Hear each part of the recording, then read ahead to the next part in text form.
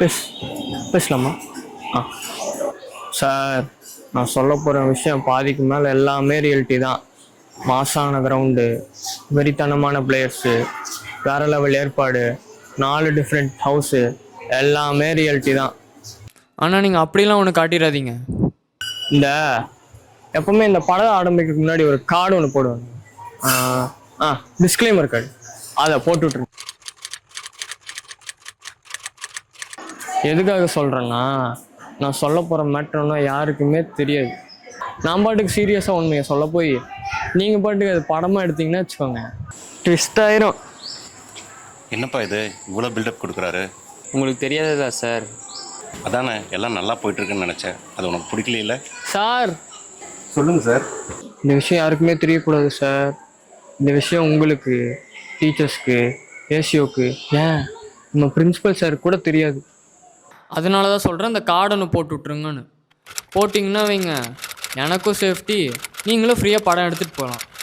அது உண்மையாக இருந்தால் கூட யாரும் வந்து உங்களை எந்த கேள்வியும் கேட்க முடியாது. யாரா அவன்? சார், இதெல்லாம் எப்போ நடக்க போகுதுன்னு உங்களுக்கு தெரியும்ல? அதான் உன் மைண்டில் ஒன்று இருக்குமே, அதை நீயே சொல்லிடு.